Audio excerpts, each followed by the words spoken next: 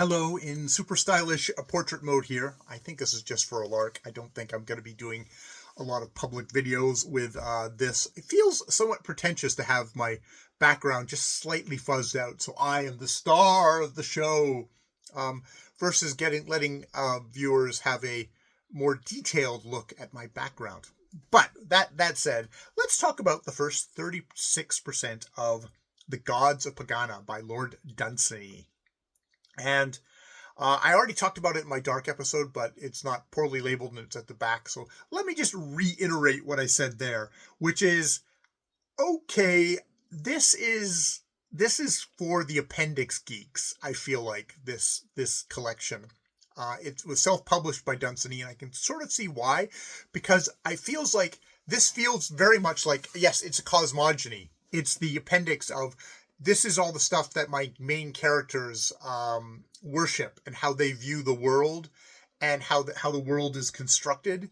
Might not even be a fantasy world. It might just be there's mythologies that are a part of our own world that people have used to explain, why the things are the way they are, why things are shitty as the way they are, that you don't bother, praying to the gods because the gods will not listen to you. And indeed, the chief god, Mana Yud Sushai, this god created everything and fell asleep, and other god, he's the big creator, and we're just in a dream. And when he wakes up, when the drummer Snarl stops banging his drum, he'll wake up and we'll all be doomed. But he's just made things, so you can never ever even possibly approach him.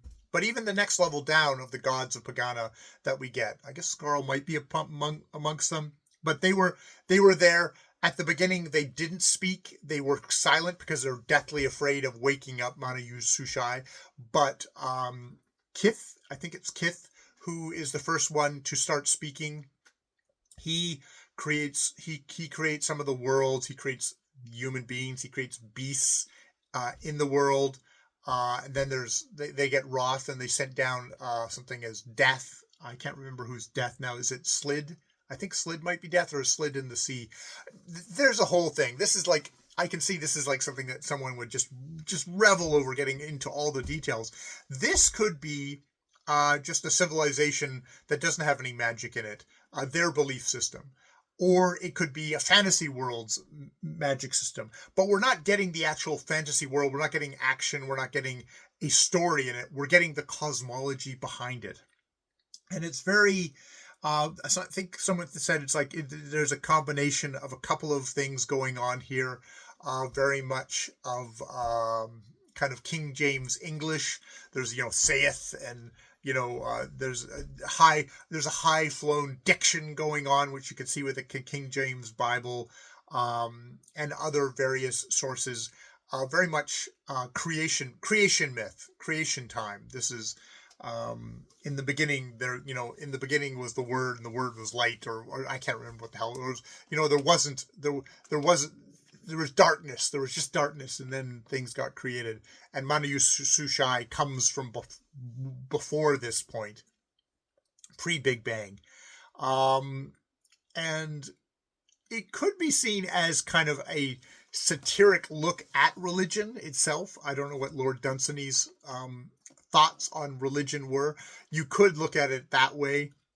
We've got all the little small gods of the hearth, which are even lesser than men, like the god that stroketh the cat and calmeth. There's a god that stroketh the cat. There's a god that calms the dog. There's a god of fire. There's a god of the ash that goes up, raising up the ash so that the smoke into the sky so it can reach Pagana up way up there. And the men pray to that god, saying, "Could you take our prayers up with the smoke?" So that the gods might hear them, but the gods don't listen. Though the gods do listen at the back of this story, because we have a story of some very lesser gods, river gods, lords, who start fucking around with man, and it's like, and we're going to be greater than the gods of Pagana. And the lamenting over this fact reaches the gods of Pagana, who go, yeah, no, you don't fuck with men. That's our purview.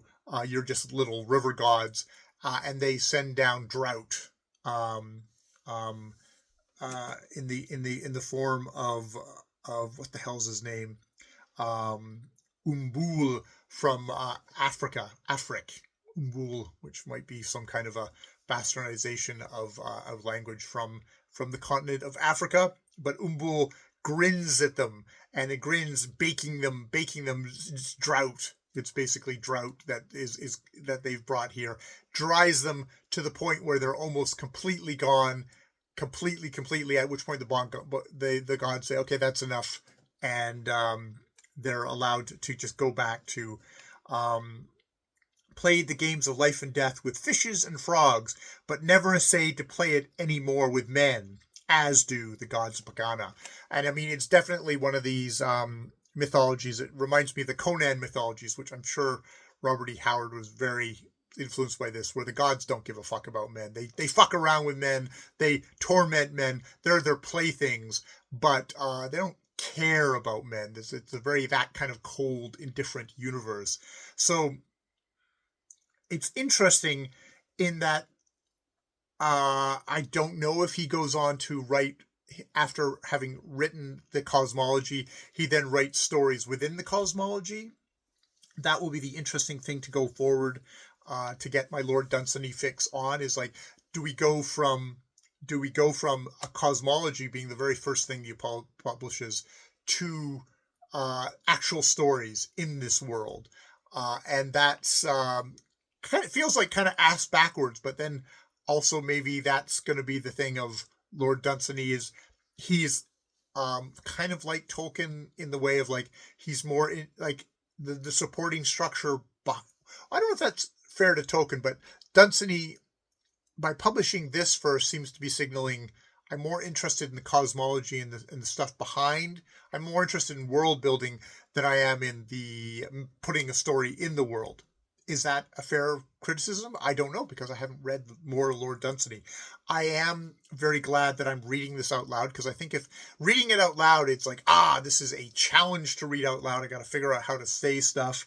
I can put a little thing of me at the beginning trying to sound something out. I'll put that in there of me trying to figure out how to say a god name before then having to read it out loud.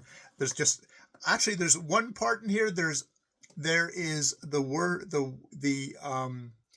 god, one of the river gods is called Zed,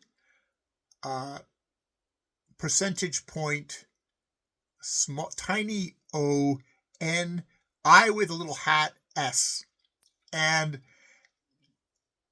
I don't know if it's accidentally created, it's did some characters, or if it's like it's a strange umlaut that it transferred into that. I just say Zunis, because I don't give a fuck. I don't give a fuck. So I just said Zun. It's like I came upon that in the reading it out loud, and I went Zunis, and if I'm gonna mispronounce, I'm gonna try to come up with, okay, this is my consistent pronunciation, incorrect pronunciation for something, so at least I'm consistent, so that whenever I say Zunis, you'll know that whatever the actual fuck that word is, Z, percentage, tiny O, N, large I, S, that's when I say Zunis, that's what I'm trying to say. Or I'm not even trying to say, I'm just making up my own thing. But I don't care, because it's for my own amusement that I'm doing this. My own edification too, because I don't think I would ever I don't think I would have made 35% into this if I wasn't reading it out loud, to be honest. That said, I'm glad I am. It's an interesting way to read. It's an interesting way to get around stuff that is challenging that way. By embracing the challenge. It's like, I'm not even just going to read this, I'm going to read it out loud. And that makes me have to say each and every word and figure out how to say the words, and also just get that sense of the flow and the sound of the language. And this is very much a flow and the sound of language kind of book, which I'm happy to be 35% of the way through. All right, more videos later.